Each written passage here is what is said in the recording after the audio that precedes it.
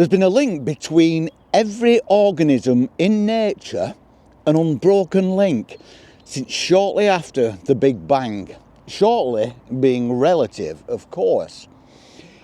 You take a blade of grass or a leaf on the other side of the planet in a country that you've only just heard of. You know nothing about it. You're never going to go there. It's never in the news. It's probably mentioned once in your lifetime. And there's this leaf in the middle of a woodland, thousands and thousands of miles from where you're sitting drinking your coffee. And you've got a link to that.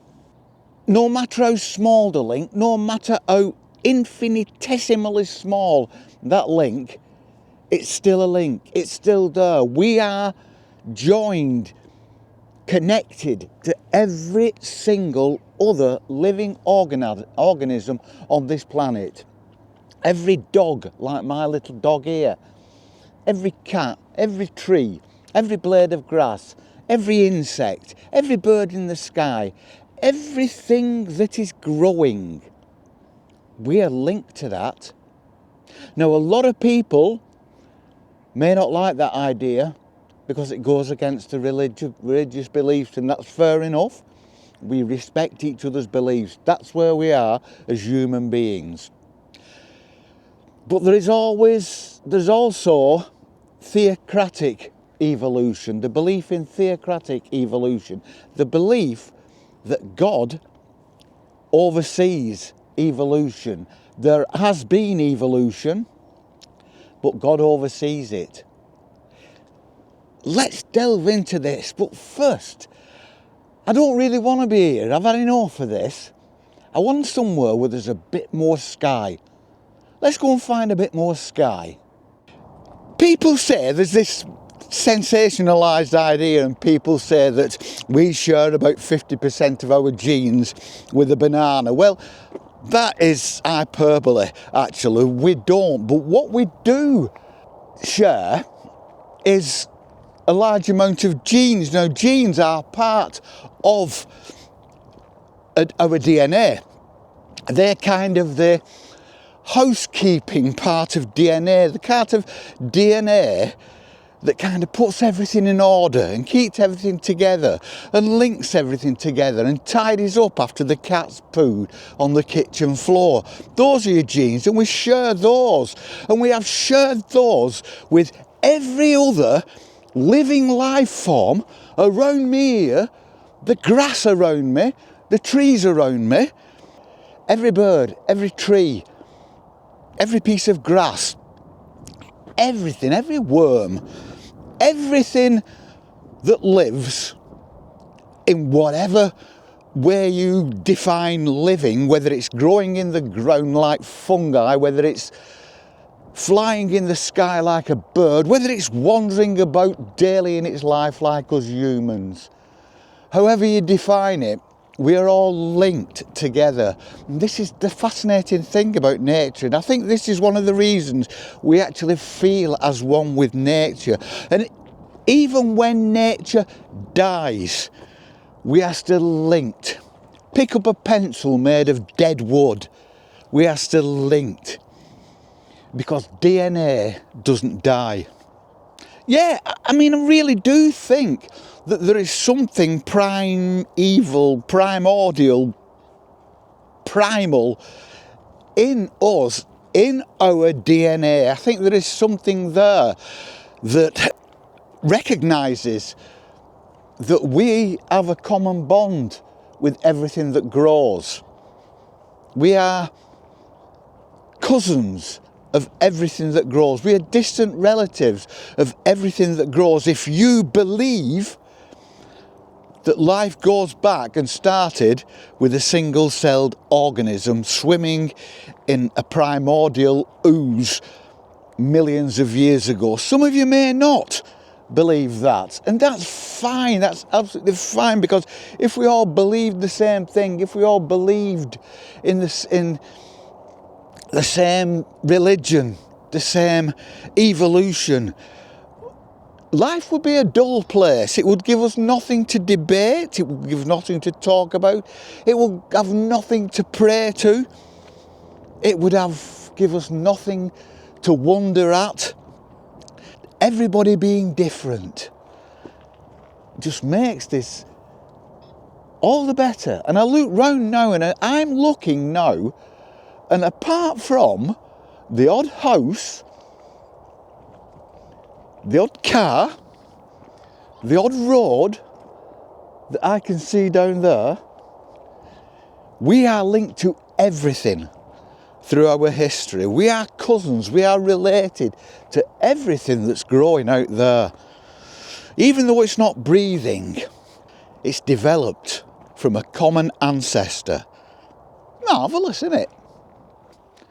So there we go, ladies and gentle peeps out there. Just a short, thought-provoking thought for the morning from us, high above the Lancashire countryside. We share a common ancestry. LUCA, the last common universal ancestor. We all come from the same burst, the same single-celled organism.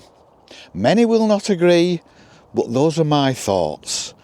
And I find that fascinating to think we have trouble, a lot of us, believing that we are related to each other across the world. We have trouble, a lot of us, believing that we are related to animals across the world. Some think we are descended from primates, and then that's it. We have this common DNA with primates, which we do. But it goes back farther than that. We cannot stop at a point in history that we choose to stop at because it suits us. I believe we all go much further back than that. I believe we all go back to a common point in time, millions and millions of years ago. That's kind of a belief I've always had, and it brings me a certain amount of, not comfort, but it reinforces the bond that I feel with like the world around us when just looking round at the trees and these sheep in the field, millions of sheep in the field, and the trees and the grass and these ancient monuments, ancient ruins around us, and everything that grows, and every leaf that grows, and every twig that grows, every blade of grass that grows, every sheep, every lamb, every cow, every calf, every bird in the sky, every fish in the sea, everything. We are linked, and it might be this kind of obscure little link that is actually beyond comprehension, like Brian Cox trying to explain to somebody how a black hole works. It's kind of beyond our comprehension, but I believe that it's there, and I believe that that reinforces the link we have with nature. We will appreciate nature for being beautiful anyway. I think we all do. It's kind of a common trait in mankind that we can appreciate beautiful things. We can appreciate beautiful nature.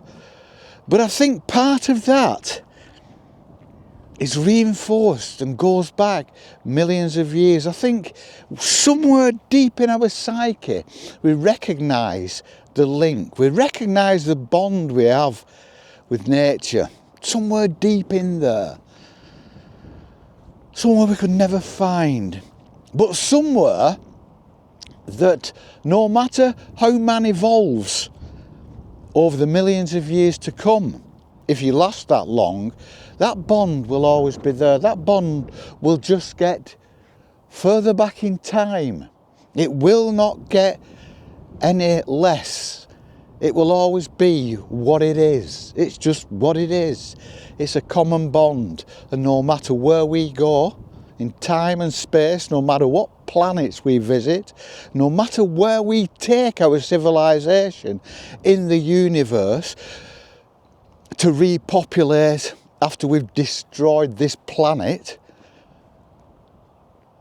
and we buggered off and left this planet to get back to its normal state of equilibrium without us interfering, no matter where we go in space, out there, up there, light years away, we'll always have the common bond with nature, with everything that's living on that planet that we left behind, that we abused and then left behind, and then outgrew and left behind.